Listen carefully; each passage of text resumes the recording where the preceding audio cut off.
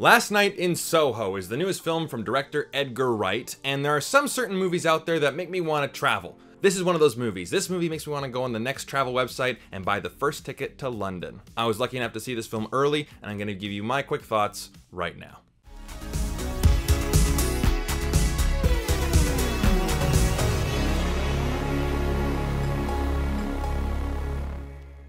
Hey everybody, my name is Brandon, aka the BrandoCritic. Thank you guys so much for being here and clicking on this video. I'm sending you all positive vibes your way. But if it's your first time here, welcome of course. If you guys want to see more early movie reviews just like this, hangout live streams where we talk about movies and movie reactions, then this is the place for you. Consider hitting that like and subscribe button, and make sure you go check out my partners at Movie Scene Canada as well down below in the description. But today I'm going to give you my honest, no BS review for Last Night in Soho and tell you if it's worth a watch. So, we got Last Night in Soho, directed by Edgar Wright, and you know him from films as Shaun of the Dead, Hot Fuzz, The World's End, Baby Driver. And it stars Thomasin Mckenzie, you know, the girl from Jojo Rabbit, and she has a very distinct voice, right? I love it here in London. I'm studying London College of Fashion. Right? It's so distinct. As well as Anya-Taylor Joy and Matt Smith, among others. And it's about a girl who travels to London to live her dream of being a fashion designer, and she rents this flat down in Soho, but when she falls asleep, she has these dreams, or these visions into the past, of a girl named Sandy, this wannabe singer who's trying to make her way in London in the 1960s to rise to fame to be a singer. But Ellie, our main girl, finds out that the story has a bit of a dark twist to it. So is Last Night in Soho worth a watch? I'm gonna say this. If you do decide to watch this movie, you're gonna enjoy it. You're gonna get a good experience. But if you do decide to skip this movie, then you won't be missing much, especially compared to Edgar Wright's other work. Now, what did I like about this movie? I liked the style. 1960s London looks so extravagant. I want to visit there. The production design, the costumes, the hair, the makeup, the music. This movie has created a world that I want to be a part of for the most part, and we'll get into that. And Edgar Wright, he is still a talented director, and he still makes a competent movie here. You know, his standard humor is here, his standard thrills are here. It's very compelling, it's very entertaining, and he works with tonal shifts. Like in Hot Fuzz, if you guys have not seen that movie, no spoilers of course, you know, you're getting into a comedy, but it has some dark elements as well, and he definitely manages the tones very well, and he can mislead you sometimes, right? Like this movie has some horror elements to it, even though the story might not warrant any. And he deals with the supernatural. Ellie can see ghosts. Now, this is just me, of course. I don't think that part of the movie is necessarily explained too well, but for the most part, you get it and you just go along with it. It's like 13 going on 30. Why in the world could she go into her 30s by just wishing it in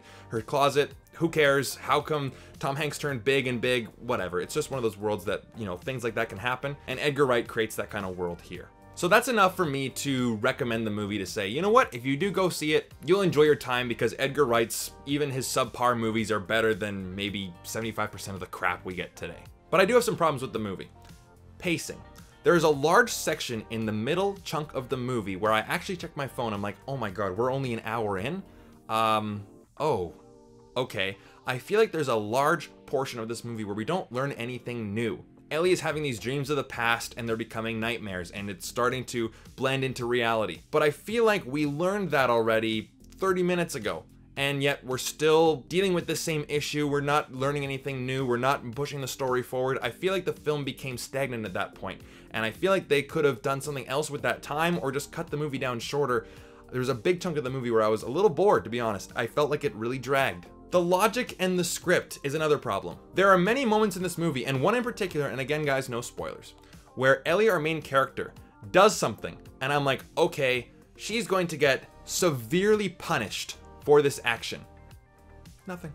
She gets no ramifications whatsoever, and I'm like, okay, this movie is with a world where things can happen that are in the supernatural and don't always make sense, but there's still the logic set in the world that it creates, and it breaks those logic rules. And I'm like, so no one's gonna address that? We're just gonna pretend it didn't happen? Just don't have it in the movie then. So I'm like, you're losing me here a little bit, movie. Some story elements are not explained all the way, like how Ellie is able to see ghosts. Again, it's not really explained that well, or at least it didn't make sense to me. But there's also some character decisions and motivations that are a little confusing. They muddle the message of the movie, and we end up asking ourselves, who is the real villain here? What is this film actually trying to say? It unfortunately confuses its own meaning and its own message it's trying to tell us. Now, I will be completely honest with you guys, and there are some certain people who watch this channel, you guys know who you are, who like to talk about how Hollywood has become woke, anti-men, whatever. If you're one of those people, don't watch this movie. It is not for you, because this movie deals with the subject of toxic masculinity. Now, I know some people will just, eye roll at that. As a white, cisgendered, heterosexual male, I do think the subject of toxic masculinity should be talked about, but my problem is the way that it's portrayed in some movies. Sometimes I think it's extremely forced and disingenuous, but there are other times in some movies where I think it is totally warranted and they do a great job.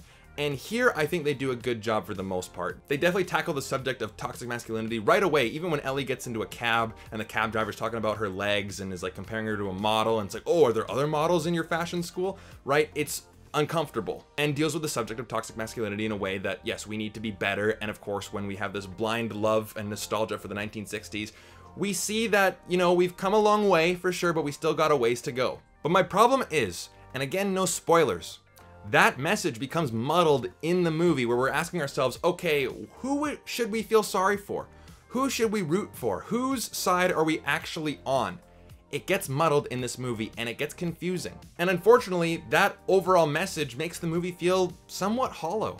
So again, this movie is well directed, it's stylish, it's entertaining for the most part, it's well acted. Edgar Wright knows how to direct a competent movie. And it has an intriguing premise for sure. But I couldn't really get emotionally invested into the story because of the confusing motives of the characters and some questionable decisions and the muddled, confused message. So overall, I'm gonna give this movie a 3 out of 5 because I did enjoy it, but I feel like this movie could have been so much better. Edgar Wright is capable of making great films. Hot Fuzz is probably the funniest movie I've ever seen. My favorite comedy movie ever. And Last Night in Soho, while it is enjoyable, and I feel like I definitely will watch this movie again at some point, and I definitely want to add it to the collection, I just don't think it's his strongest work, and there are some problems that are visible. I'm not really searching for them. They are on the surface, unfortunately. But what about you guys? What did you guys think of Last Night in Soho? Let me know down in the comment section down below, and tell me what is your favorite Edgar Wright movie. Like I said, mine has to be Hot Fuzz. That movie is just, if you haven't seen Hot Fuzz, go see Hot Fuzz. Phenomenal movie. And of course, if you guys are new here and you want to see more videos just like this, then definitely hit like and subscribe. I appreciate you, especially if you watched to the end of this video. Shout out to you guys are amazing. And I will see you guys in the next video. Take care.